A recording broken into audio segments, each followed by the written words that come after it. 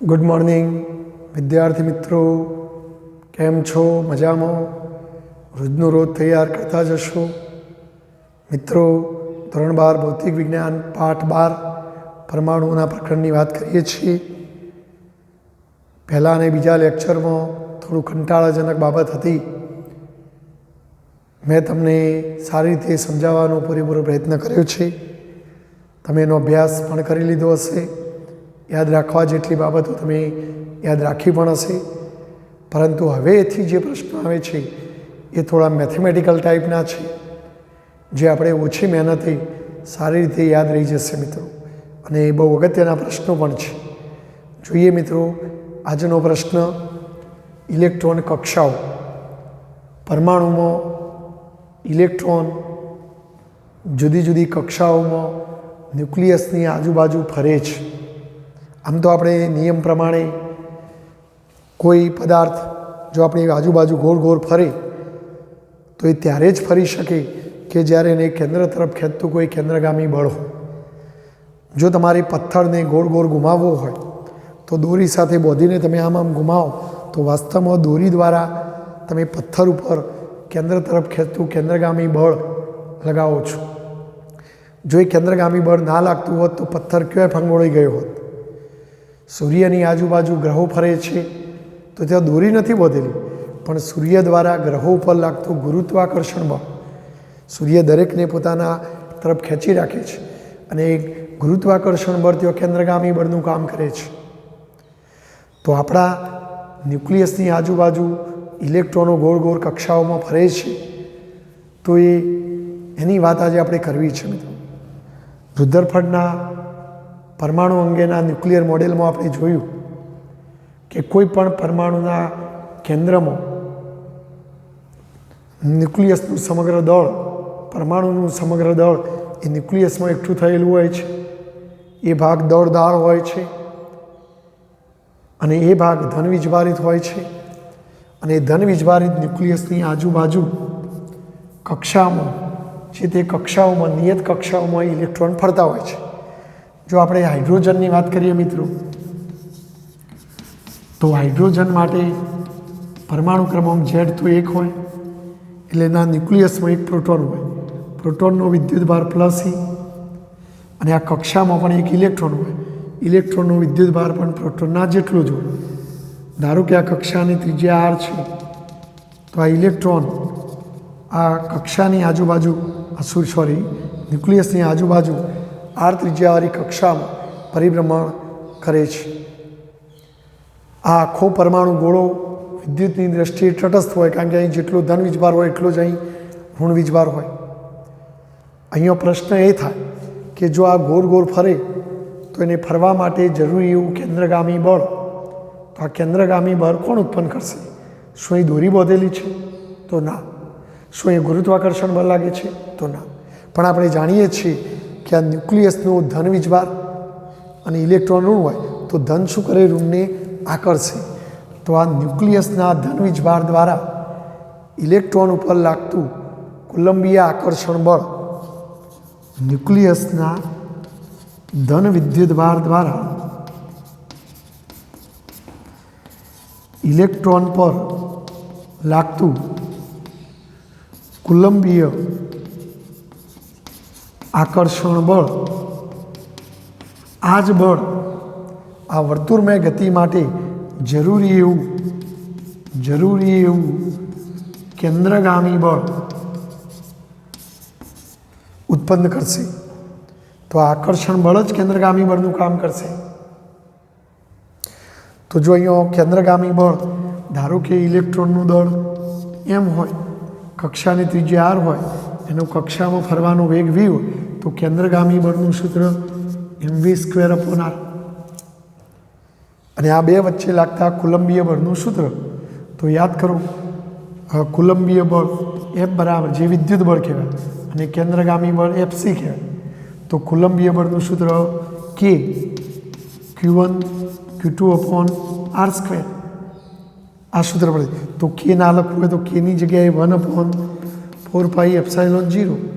Q1 એટલે આનો વિદ્યુતભાર +E, Q2 તો એનો વિદ્યુતભાર આમ તો -E, પણ હું અહીંયા આકર્ષણ બળ લખું જ છું એટલે હું હવે મૂલ્ય જ શોધીશ. અને બોલો બંને વચ્ચેનું અંતર r તો r².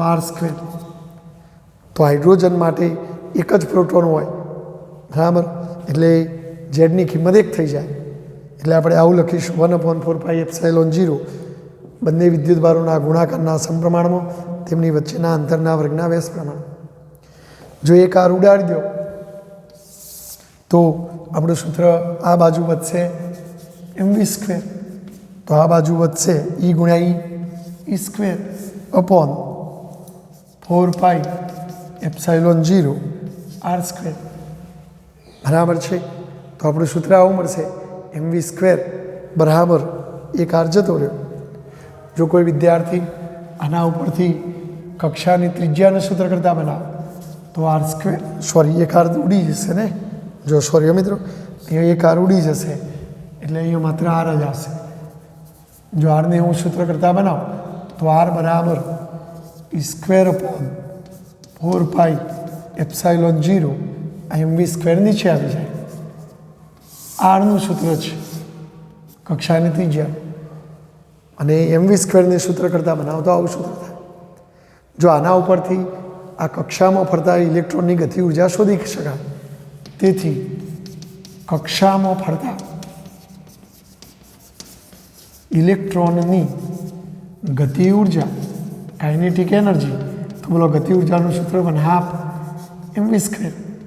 તો જો 1/2 અને mv²ની કિંમત છે તમારી પાસે, મૂકી દો E² અપોન 4πε0r.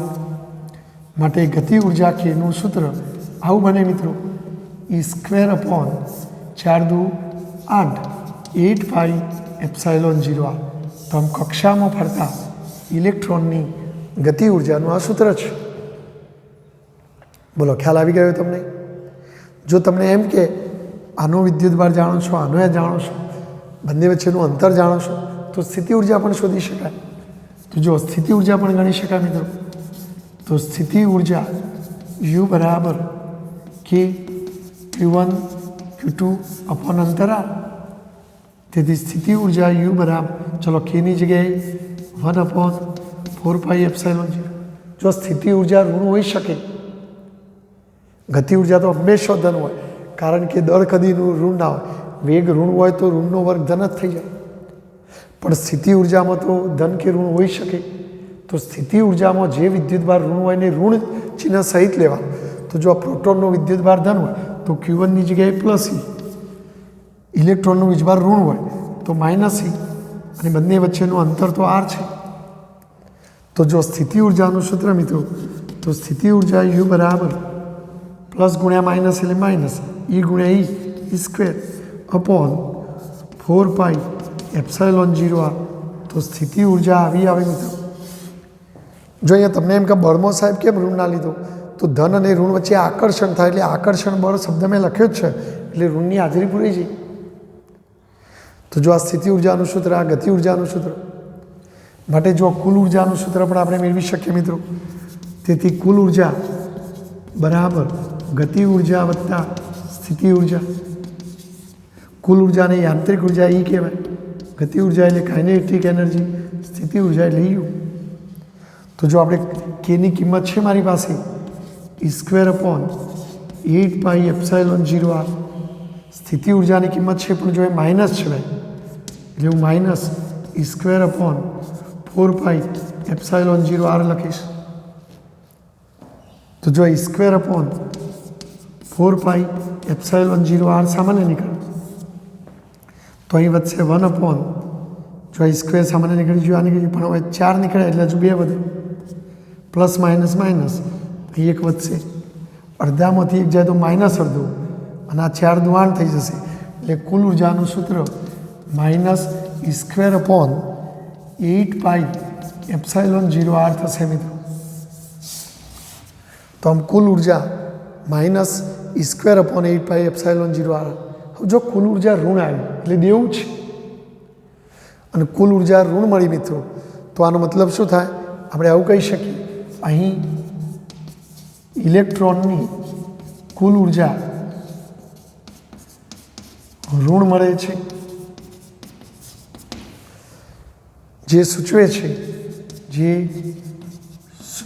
છે કે ઇલેક્ટ્રોન ન્યુક્લિયસ સાથે બંધિત અવસ્થામાં છે, કારણ કે દેવાદાર છે, કુલ ઉર્જા ઋણ છે. જેમ આપણે કોઈ વ્યક્તિ જેલમાં પુરાયો હોય તો જેલમાંથી છોડાવવો હોય તો એને જેલના બંધનમાંથી છોડાવવા તમારે કંઈક ઉર્જા આપવી પડે, કારણ કે એની પોતાની પાસે ઉર્જા નથી, તમારે બહારથી આપવી પડે. એમ અહીંયા કુલ ઉર્જા ઋણ છે. જો એ ધન હોત તો જાતે મુક્ત થઈ જોત, પણ એ કુલ ઉર્જા ઋણ છે, જે બતાવે છે કે ઇલેક્ટ્રોન ન્યુક્લિયસ સાથે બંધિત અવસ્થામાં છે, એટલે જાતે ફેંકાઈ જતો નથી, કારણ કે આ ધન એને ખેંચી રાખે છે. એની પોતાની ઉર્જા છે જ નહીં. જો એની પોતાની હોત તો એ ક્યાં ફંગોળાઈ ગયો હોત. એટલે જો એ ધન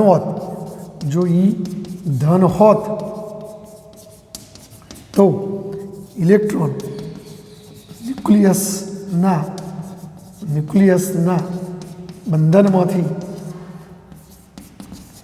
છટકી જોત, બરાબર. પણ અહીંયા કુલ ઉર્જા ઋણ છે, એટલે એ બંધનમાં છે એમ કહેવાય, અને એના કારણે એ ફરે જાય છે. તો એ શાથી ફરે છે? તો કુલ ઉર્જા ઋણ છે, દેવું છે ભાઈ. એટલે બોલો, ક્લિયર?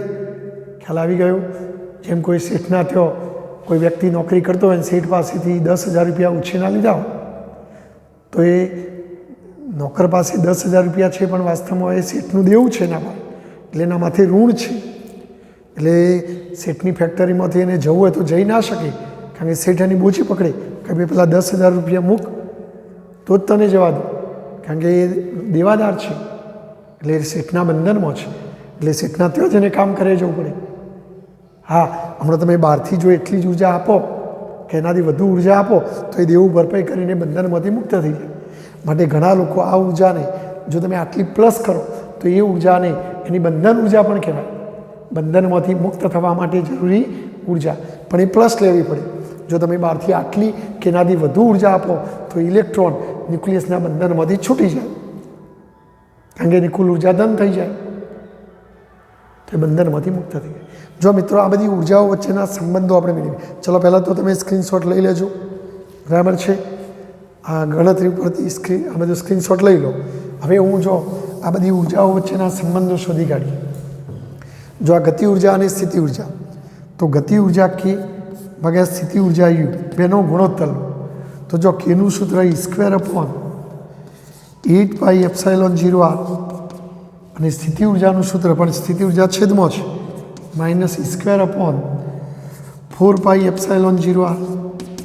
જો E² ઉડી જવાનું, πε0r ઉડી જવાનું, 4 દુઆન એટલે -1/2 આવે. યુ ભાગાકારમાં ત્યાં લઈ જાઓ તો k બરાબર -u/2 આવી. એટલે ગતિ ઉર્જા સ્થિતિ ઉર્જા કરતો અડધી અને ઋણ હોય,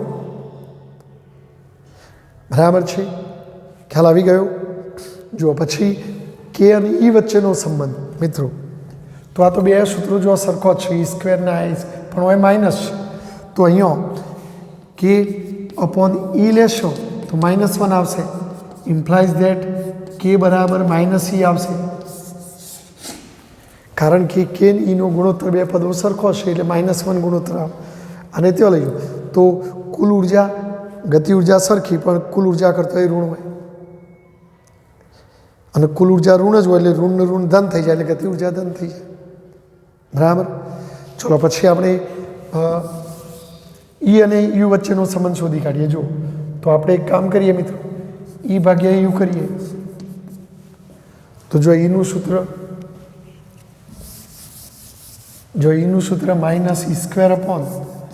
-E²/8πε0r, અને યુનું સૂત્ર છેદમાં, તો યુનું છેદમાં આપણે લખીશું, અને યુનું સૂત્ર મારા ખ્યાલ મુજબ આવું હતું E²/4πε0r હતું.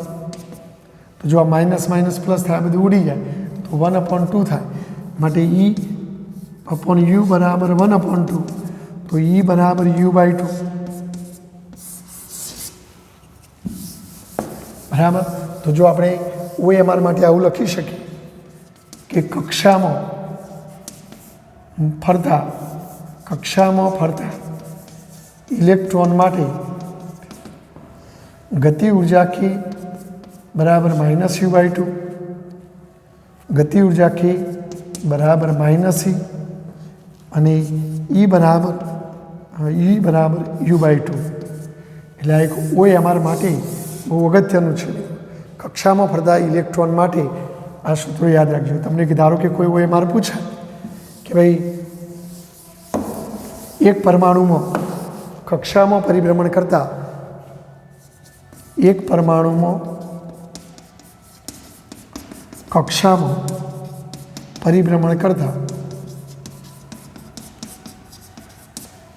ઇલેક્ટ્રોનની સ્થિતિ ઉર્જા -13.6 eV છે, તો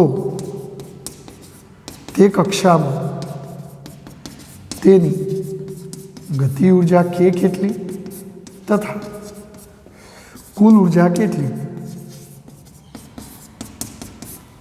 આવું OMR પૂછાય. તો જો અહીંયા સ્થિતિ ઉર્જા એટલે u તમને આપી દેવામાં આવશે -13.6 eV, બરાબર. તો હવે આપણે ગતિ ઉર્જા શોધવી છે. તો જો આપણે સૂત્ર જાણીએ છીએ કે ગતિ ઉર્જા k બરાબર -u/2, માટે જો આ માઇનસ આ છેદમાં 2 અને યુની કિંમત -13.6 માઇનસ માઇનસ પ્લસ 2 ભાગાકાર કરો તો 2 × 6 = 12, 2 × 8 = 16, બરાબર. એટલે 6.8 eV. તો આ ગતિ ઉર્જા.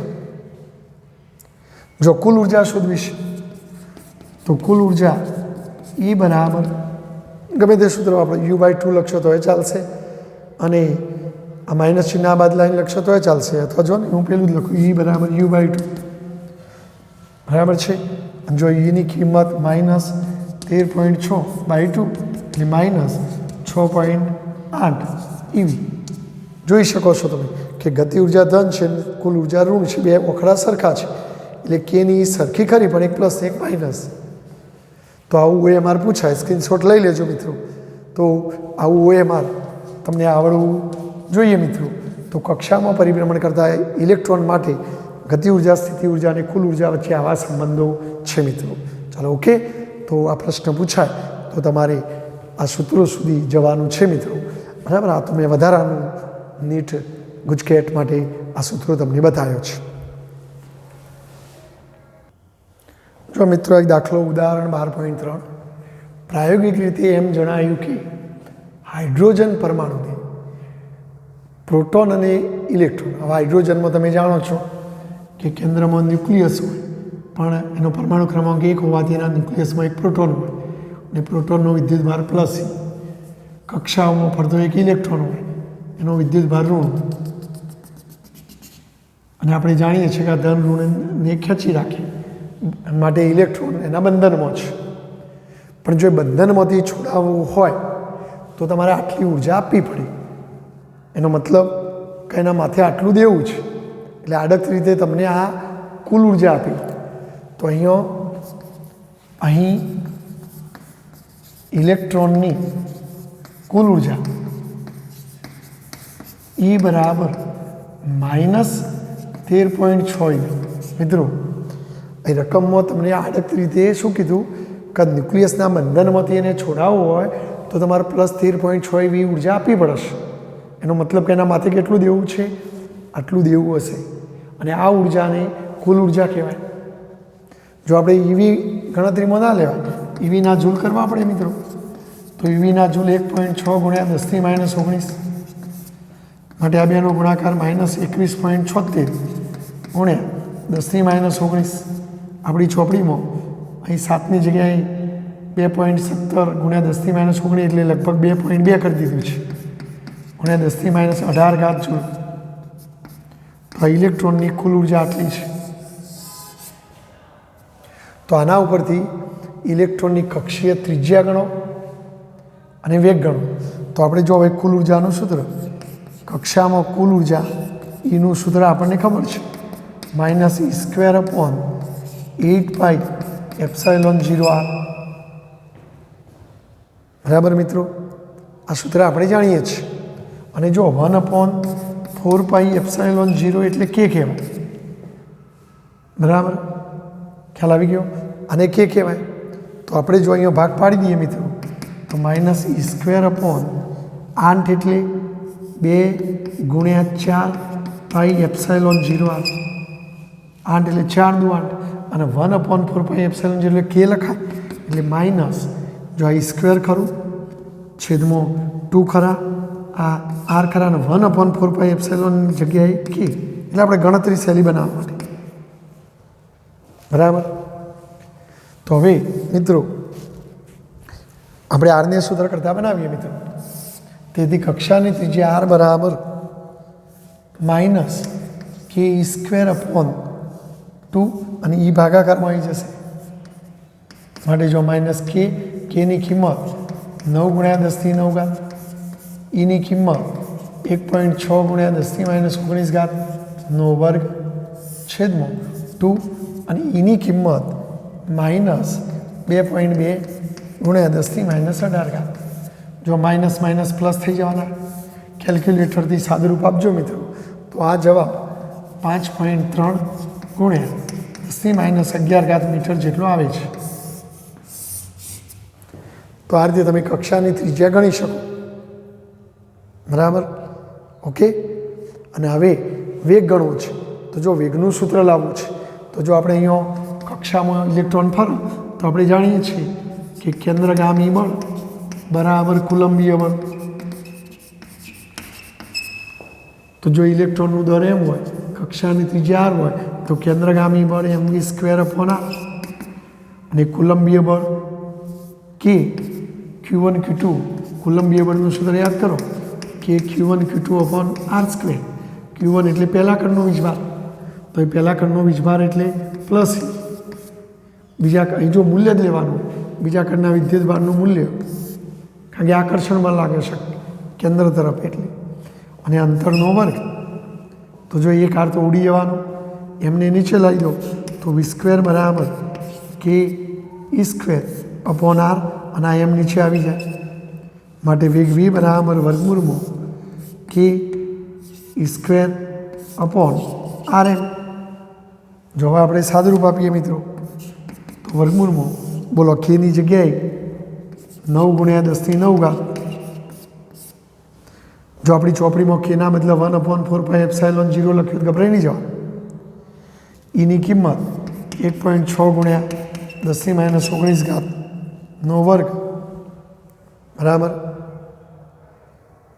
જો એક આર તો ઉડી ગયો, તો એક આર વધશે, આ એમ નીચે આવી ગયો, સાદુરૂપ આપવાનું છે.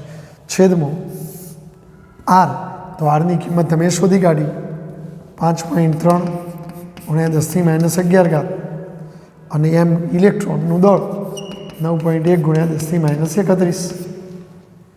માટે કેલ્ક્યુલેટરથી સાદુરૂપ આપો 2.2 × 10⁶ મીટર/સેકન્ડ આવે છે. તો સ્ક્રીનશોટ લઈને લખી દો. જો આપણી ચોપડીમાં કદાચ અહીંયા કેના બદલે 1/4πε0 લખ્યું હોય, આઈ એટલે e²/r², એવું એ લખેલું હોય, પછી સાદુરૂપ આપ્યું હોય તો એ ચાલે મિત્રો. પણ એવું લેશો તો પછી ε0ની બધી કિંમત મૂકવી પડશે, સાદુરૂપ આપવું પડશે. એના કરતાં આ સરળ રહેશે. તો આ રીતે આ એક્ઝામ્પલ ગણી શકાય. ચલો સ્ક્રીનશોટ લઈને લખી દો મિત્રો.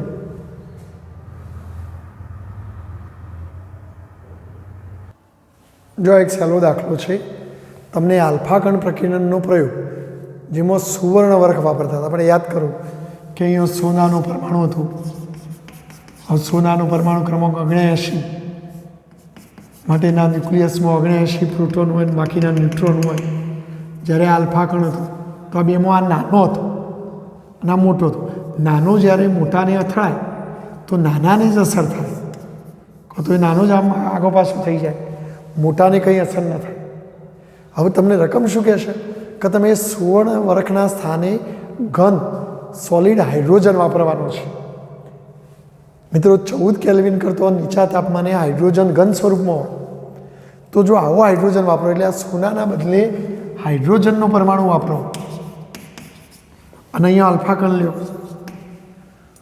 તો તમે કેવા પરિણામોની અપેક્ષા રાખશો એવો પ્રશ્ન પૂછો.